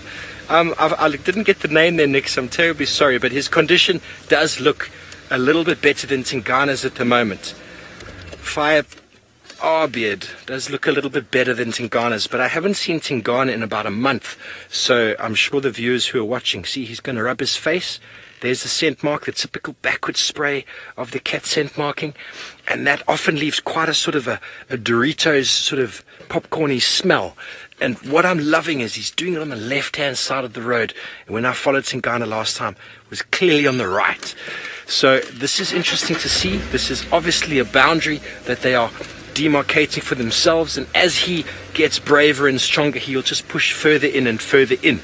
And what's wonderful about these roads that we have in the Sabi Sands is that the leopards like to use them for their territory, as we do. You've seen us driving off-road. It's often quite awkward. I'm just going to pull over for a second while the other vehicle comes past us, but it's often quite awkward for us driving off-road, and hence we follow roads, and so do leopards, especially with their territory markings. Okay, so we're going to stay with him. We're going to keep the action flowing, and we're going to go back over to Taylor and see what update she has for you. Well, we're finding the creepy crawlies now, and I almost brushed up against this tick that is curled on a stem of a plant, and it is a bont tick. the species of tick you don't really want to bite you. They've got a hole that is quite difficult to pry off of your skin. And then, of course, born ticks also carry tick bite fever. So they're not the ones you want to get bitten by at all. But they're beautiful. They've got the most amazing coloration on them. And perhaps this tick is waiting for Hukumuri. Hukumuri. I need to learn how to say his name properly. Comes past and he'll latch onto it. Now, most tick species, when they're still quite young, they'll typically be feeding on things like birds and rodents and reptiles rather than large mammals. But when they get to this size, then they'll be going for the big mammals. But we're going to try and avoid it, though. So, Ferg, watch out you don't brush up against it. That will be a very, very nasty little bite. Nikki, you said that it's got red little hearts. Perhaps it's just a little bit late for Valentine's Day. I don't know. You get a love bite. Wow, Ferg says you get a love bite from from that tick. I don't want one. I'm okay, thanks. I'll give it a skip. Do you want a love bite? Maybe next Valentine's Day. I had tick bite fever for this Valentine's Day. There we go. Can you imagine having tick bite fever on Valentine's Day? It wouldn't be particularly nice at all. So we'll leave that tick alone. You know what I haven't seen, though, and I don't want to jinx myself because we have been walking through long grass. All those ticks. Pepper ticks. Those small ones. Now, I can't see any on my legs, but it's always good to be careful. And I've got little black specks on my pants, but I'm not sure if it's just maybe some seeds from grass or a tree or something, or if it is pepper ticks. We'll see. Now, Sinak, you're wondering if the ticks in the bush are dangerous and how do we see them? Some of them are. That one in particular is not as nasty, and the bite can also get infected itself. It leaves quite a... Oh, how do we treat tick bites? Sorry, how do we treat... Are ticks dangerous, and how do we treat the bite? Okay, there we go. I understood. It's got everything mixed about a bit there. So those ones. Typically you have to go to the doctors. Normally they have to do a blood test to be able to find out if you've got tick bite fever. But some of your symptoms are like headaches, and I normally get a very sore neck. My muscles start to ache. Some people get a rash. The bite normally gets a little bit infected, almost goes black in color. So I think you're on a course of antibiotics. Yeah, I'm pretty sure it's antibiotics. I don't take any antibiotics for tick bite fever. I normally just try and push through it, and then the doctor will say, well, then just treat the symptoms accordingly. So, if you've got headache or if you're feeling nauseous, just treat those symptoms with, I suppose normal medication. But yeah, I try and avoid it. It's not very nice. You feel quite exhausted as well. It kind of reminds me a little bit of schistomiasis, so by bilharzia, when you just feel so fatigued and exhausted even though you've been doing absolutely nothing. So it's not a particularly nice thing to have. I can't remember how many times I've had tick bite fever. These days I normally just get a horrible headache, almost like a migraine, and then I feel tired and my neck hurts just a little bit, and sometimes my glands will swell. But I don't normally get the nausea anymore, anything like that. I feel like I've pushed past all those symptoms. But everybody is different, but we try and avoid all ticks in general. So after a bushwalk, or even just going out on safari, it's always good to check yourself properly, and especially check near warm spots, so your groins, things like that. Your groins. Just take that S away. Rick's having a good giggle at me now. So yeah, check under your arms, all those spots where it can be nice and warm. Those are the places that the ticks are going to go. Right, I think I'm not sending you to Steve. I think I'm going to send you over to Scott to see what his plans are for the rest of the afternoon. Another good spot to check is in between your toes. That's where I've been attacked most recently. Feels like you've kind of got like a pimple almost between your toe. That's the sensation you kind of you get, because it's happened, like I say, a couple of times. And when you open your toes and you open them up expecting to find a small pimple, you find a tick instead. So that's, I guess, one of the things to look out for. Now, I've spent quite a long time very carefully following the trail of not one, not two, but 3 leopards. The cub peeled off quite a way back. We're still heading down the same road. Tingana's tracks are still here. And Tundi, the female's tracks, was kind of probably alongside the male for about 3/4 of a mile, almost a mile maybe. and now her tracks have stopped. I did see one of her tracks on top of his, which indicates that he was in front of her. How far in front, I can't be certain. He could have literally been a meter in front of her, or he could have been a lot further than that. So all we know at this stage is that she was behind him, not sure how much, the big male, and that she stashed the cub somewhere considerably further behind us. I did one loop in an area where I know she likes to hang out and spend time, hoping to find her, but no joy.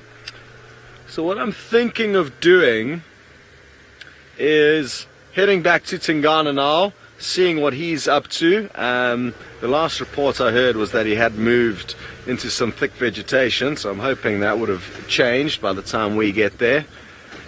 And definitely I'll make sure to fill in Taylor and Steve as to exactly where I had the tracks, because I think we definitely need to have a proper search first thing tomorrow and scour this general area in the hope of finding Tundi and her youngster. Very good. Well, I'm sure a lot of you are interested in Steve and the Hukumuri male and how they are getting along and how much closer they are getting towards the leopard that I'm heading to. Why don't you go and ask Steve? Yes, the idiosyncrasies of these leopards. There he is. Look at that face. There's something about those eyes. Folks, and he just scent marked on the right-hand side of the road. He is taking a serious dig at Mr. Tingana right now. Serious dig there, he's doing it again. Trying to get in front of him so that we can get a nice look at his face. But it's difficult. There's a junction coming up, and all depends on which way he's going to go. We are still with the other vehicle.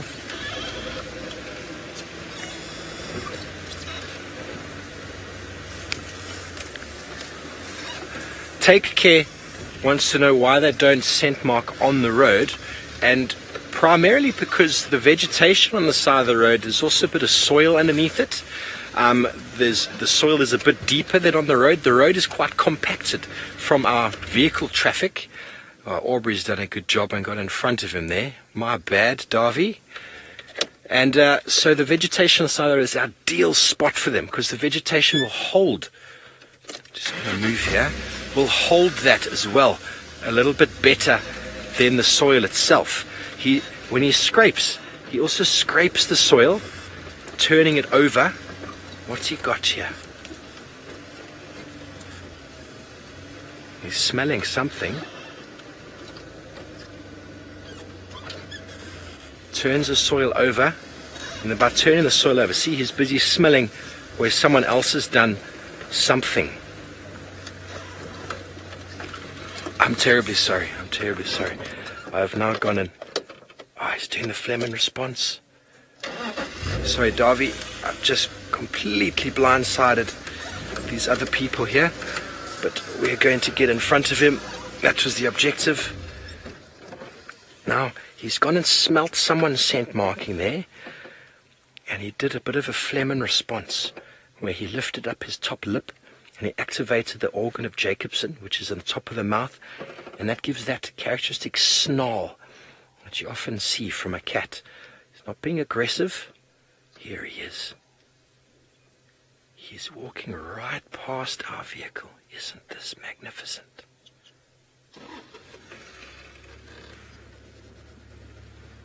He is right here, only meters away from me, folks.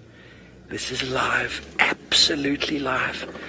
I was struggling to move in my chair there for fear of him showing any interest in the vegetarian that I am. You don't want to move too much for a leopard. You don't want him to see the human being in the car. And I don't want to be a snack either, so I did my best to turn around and smile at the camera, even though it doesn't matter how many times you see this up close. The heart rate always moves a little bit. I've never seen him before, so I don't know him very well. We've spent a bit of time with him already. He seems to be quite relaxed to the vehicle. But you never know. Always got to be aware and read the signs, the animal behavior that is the bush. going to try and get around him again. Yes, Corona, he looks us directly in the eye. There he's doing it again. He looks us directly in the eye, and that is what leopards do. They like to, it's a challenge actually for them, and looking at a leopard directly in the eye is something that on foot you should never ever do. They look straight to your soul, straight through to your inner being, and they find whatever weakness is in there. And it is quite a daunting feeling when a cat that can charge at a remarkable speed is right next to you. He can about 20 feet or 23 feet in a second. He was only about 6 or 7 feet away there, so shudder to believe. You can see how relaxed he is. This is checking out both of the cars.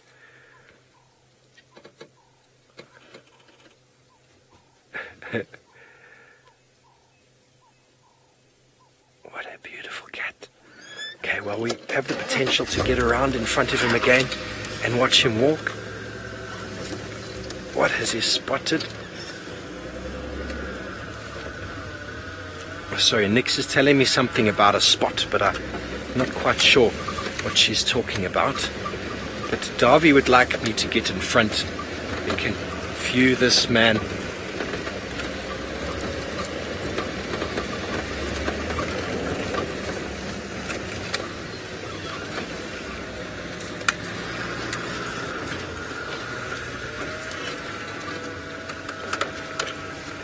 Okay, so now this is what Davy wanted from me in the first place.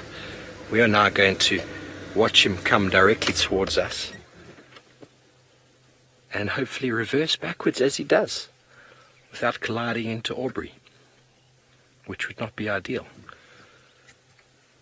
So from where Tingana is now, I would say half a mile or so, and he's heading in the direction, directly actually in the direction. I know that because this is the route that we run, believe it or not, except he's doing it a little bit backwards. There he is again, right next to me. We're coming to Philemon's Dip, which you all know. This is the area where Tundi spent a good month or so. Sorry about the aerial behind there, folks. But we are still with this beautiful cat. And the dip over here, this is where Tundi had her cub for a month or so. I don't know what's happened in this last month, but that time I was here, spent time with them, this is where they were at. And maybe he's going to try to do another one of his warthog tricks. Ooh, look at that. Look at that. Gonna get around there. He's definitely doing something. He's definitely doing something. His body language, those of you who are with us on TV will have seen what... Davy, you just tell me when, bud. Those of you who saw Hukumuri on TV will remember that it did something very similar to what he's doing right now when he grabbed that warthog live on camera. I'm not sure where they were, but this is unbelievable stuff. Couldn't be a more beautiful photograph. And the other guests are on the other side of the termite mound, so they've also got a really nice view. And as he climbed up onto the termite mound there, his ears went flat. He completely lost his profile to get on top there. And he's scanning directly down into the drainage line of where Tundi had her cub a month ago.